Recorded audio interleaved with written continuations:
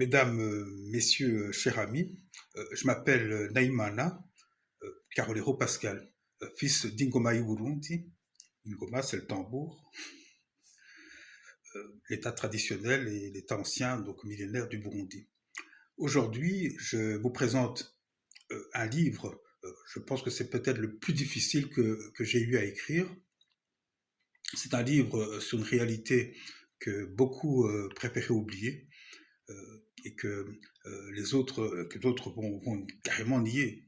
Hein. Donc, ce sont les camps de concentration du Burundi de 1996 à 2002. Alors, le sous-titre de mon livre, c'est Les oubliés des collines, mémoire d'un peuple enchaîné. Voilà. Alors, entre 1996 et 2002, jusqu'à 1 600 000 Burundais, un quart de la population, ont été internés dans des camps de concentration. Et le monde a regardé ailleurs. Alors permettez-moi de le dire clairement, je n'emploie pas le terme camp de concentration par provocation. Je l'emploie parce que la qualification juridique exacte de ce qui s'est, parce que c'est vraiment la qualification juridique exacte de ce qui s'est passé.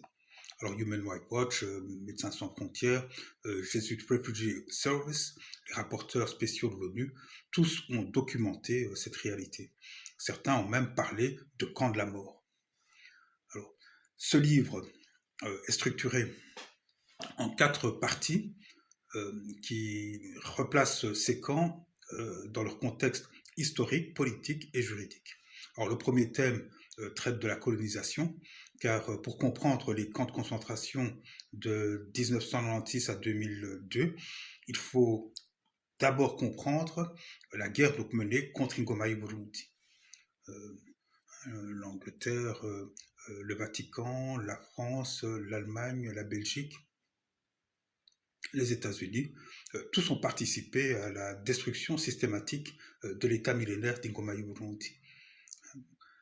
Je documente l'outil raciste, géopolitique, colonial du conflit interethnique Hutu-Tutsi, que j'ai beaucoup développé dans le livre sur les réfugiés précédent, qui a servi de justification à toutes les violences.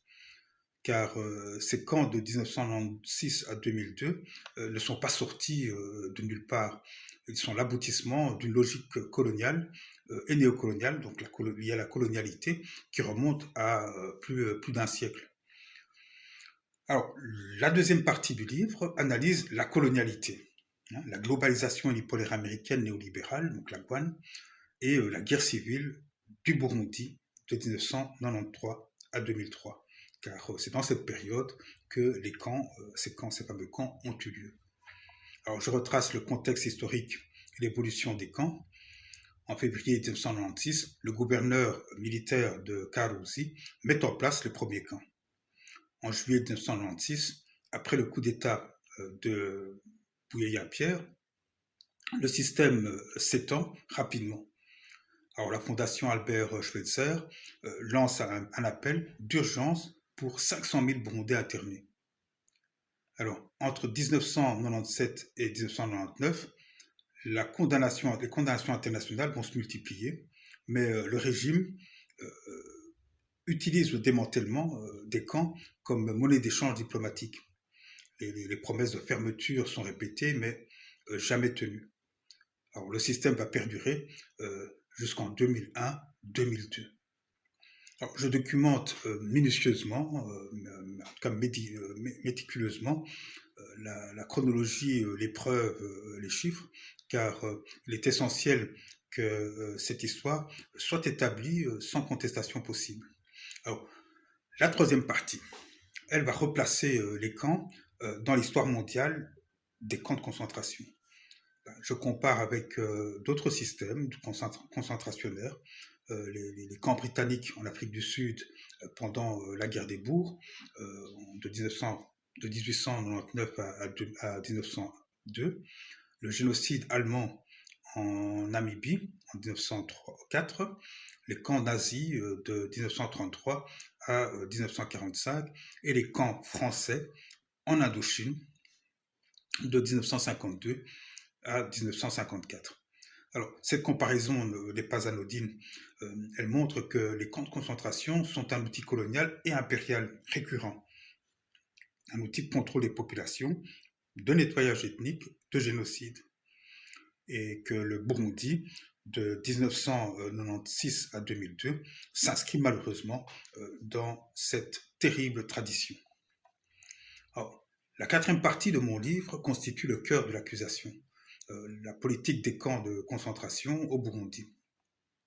Alors, je démontre qu'il s'agit d'une stratégie de guerre et de contrôle des populations. Le déplacement forcé de civils entre 1996 et 2002 constitue une violation grave du droit international humanitaire sans justification légitime. Je décris les conditions de vie désastreuses, malnutrition, maladie, absence de soins, surpopulation.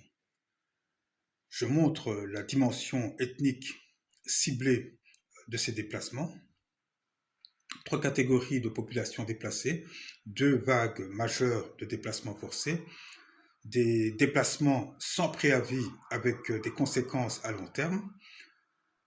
Puis après, je présente les témoins accablants, notamment Human Rights Watch qualifie ces déplacements de crimes contre l'humanité. Le Jesuit Refugee Service décrit le dilemme éthique de l'aide humanitaire dans ce contexte. La Croix-Rouge américaine, CNN, le Daily Mail, Guardian documentent la famine et les conditions inhumaines.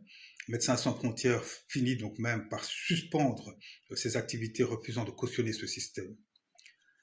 Puis vient l'analyse juridique. Je démontre que ces camps constituent à la fois un crime de génocide et un crime contre l'humanité. J'applique les 8 étapes du génocide au cas burundais. Je cite la Convention des Nations Unies du 9 décembre 1948. J'analyse les éléments constitutifs du crime contre l'humanité selon le droit international. Le cadre juridique est clair. Les actes criminels sont établis. Alors la conclusion est sans appel. Enfin, et je nomme les responsables. Alors, les responsabilités sont documentées. Les chaînes de commandement sont établies, les complicités internationales sont démontrées. Mesdames, Messieurs, pourquoi ce livre ? Parce que 1 600 000 personnes ont été internées et que le monde a oublié. Parce que des milliers de morts dans ces camps et que leurs noms n'apparaissent dans aucun mémorial. Parce que les responsables n'ont pas été jugés, parce que cette page sombre de notre histoire doit être écrite, documentée et reconnue. Alors ce livre s'intitule « Les oubliés des collines ». Je refuse qu'ils restent oubliés, ces hommes, ces femmes, ces enfants, arrachés de leur foyer, parqués dans des camps, affamés, maltraités, tués. Ils méritent que leur histoire soit racontée. Alors, mémoire d'un peuple enchaîné, oui, nous avons été enchaînés par la colonialité, par le colonialisme, le néocolonialisme qui perdure. Mais la mémoire nous libère, la vérité nous libère, la justice, un jour, nous libérera. Voilà. Alors, ce livre est un acte de mémoire, un acte d'accusation et un appel à la justice. Pour tous ceux qui ont survécu au camp de concentration au Burundi, ce livre dit je vous crois, je témoigne, je n'oublie pas. Pour tous ceux qui sont morts dans ces camps, ce livre dit votre souffrance ne sera pas effacée de l'histoire. Pour les responsables qui dorment tranquillement dans leur lit, ce livre dit l'histoire vous jugera, même si les tribunaux ne l'ont pas fait. Je vous remercie de votre attention.